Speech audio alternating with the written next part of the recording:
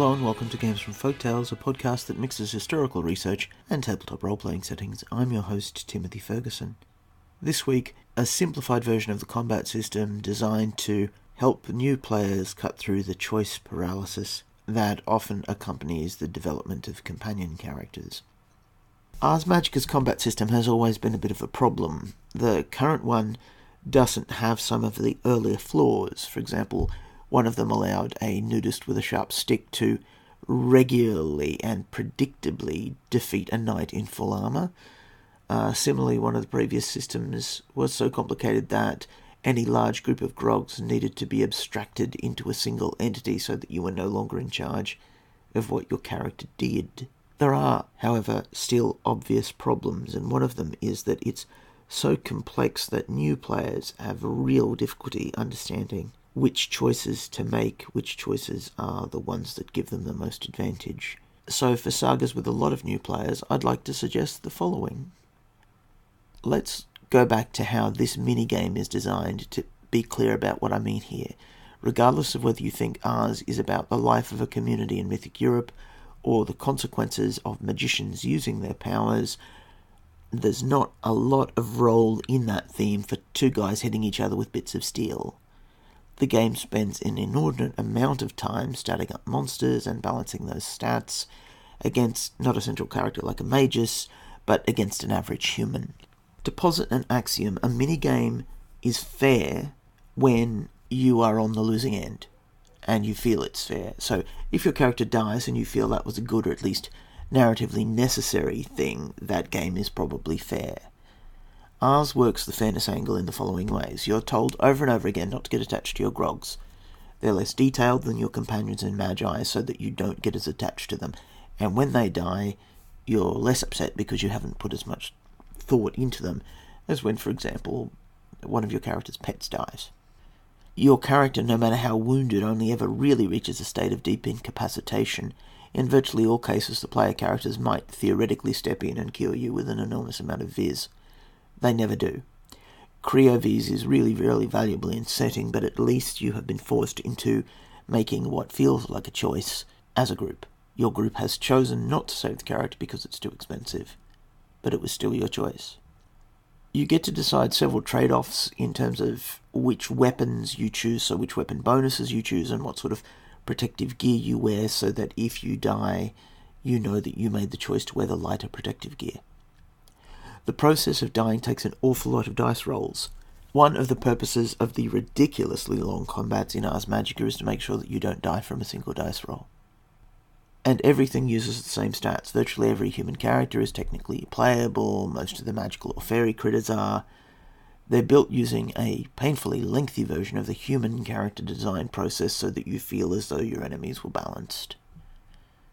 Now, can we find other ways to build a fair combat minigame to allow new players to just get in and play without having to fight through character design?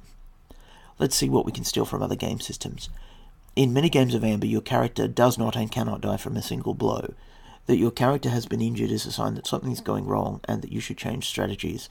In some online versions of the game, your character cannot die without your explicit consent, or your tacit consent by entering a situation in which character death is a preordained potential consequence. Similarly, in Doctor Who, the highest damage level means that your character must depart the TARDIS. You choose how. They don't need to die, but they do need to exit. I like these mechanics because they let us hollow out a lot of the procedures attempting to model fairness mechanically just by saying that fairness is the goal rather than having to tinker with all the cogs of a process to mechanically produce fairness. In many games, combat is simultaneous. In ours, we have the old idea from D&D that you determine which side goes first with an initiative roll, and then they take turns hitting each other. This doesn't make a lot of sense for a couple of reasons. In Ars Magica, a combat round is longer than in D&D, so it takes about a minute. So the idea that you would have someone throw a cut and someone defend and then come back at them just doesn't work as well as in the 10-second time frame that D&D had or has. The second is that the decisive element in the combat in Ars Magica is generally the magus, so you can spend an enormous amount of time working out what your sword blows are doing, and then none of it matters, because you get to the end of the combat round, and the magician just blows the enemy away. I would get around this by suggesting that attack and defense aren't separate things, and like in Pendragon, for example, when two people are fighting, they're attacking and defending at the same time. You can just compare the scores of how good they are as warriors and give a bonus for surprise if that matters. The finely balanced weapon table is meant to let you trade off different aspects of each weapon to specialize your character, so that the one you pick might let you be fast, but does a little less damage, or conversely, it may do a little more damage, but may be a bit slower. The thing is, if all of these are meant to be balanced across the entire process of combat, then why not just abbreviate the entire process to a single roll and give them all the same statistics? The advantage of this is that if you swap between weapons, you don't need to recalculate. Imagine a traditional joust. Two knights try and hit each other with lances, then they dismount and they try and hit each other with swords, and then they wrestle and try and shiv each other with daggers. In Ars Magica, that's 3 different sets of statistics, 4 statistics for each weapon, when all you really need to know is which knight is the better fighter and by how much. All that added numerical detail doesn't add anything to the combat insofar as it doesn't swiftly solve the questions of who won, what did it cost, and what's the in-world game effect. So I'd like to suggest the following system for new players. Your character's choices on the weapon table don't matter. All armed melee is 000 plus 5, which is the human average. If you're fighting unarmed, it's 000 plus 1. Bows are plus 5 damage, but you can work that out on your own. The process of combat now goes like this. Work out if you have surprise using perception checks or roleplay. If you have surprise, what do you do in world that gives you the bonus, which is generally 3 points. Magi begin their formulaic spells now. Players may fast cast anywhere in the round, but that loses their formulaic for the round.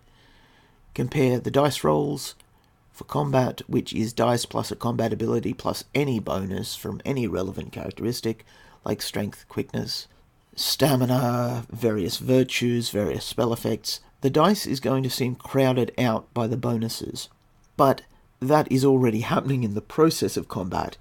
It's just, in Ars Magica, that's hidden by scattering the bonuses across a range of dice rolls, which average out in the end anyway. Choose if you do damage or not. If you don't do damage this round, you can retain your advantage for the next round. There aren't any soak rolls. The victor's advantage is just chipped down by the soak score. The story guide tells the player if the outcome is minor, major, or incapacitating, and the player narrates their attack accordingly. This can include damage, but it can also include environmental advantages of equal value, for example, breaking an enemy's shield, pushing them over, claiming the high ground.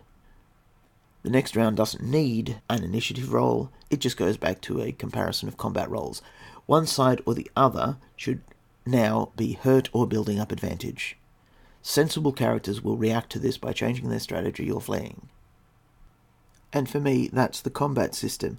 You can still do the things that you did in the old combat system, like have a lumbering monster that does a lot of damage if it hits you. You just describe it instead of trying to dress it up in numbers.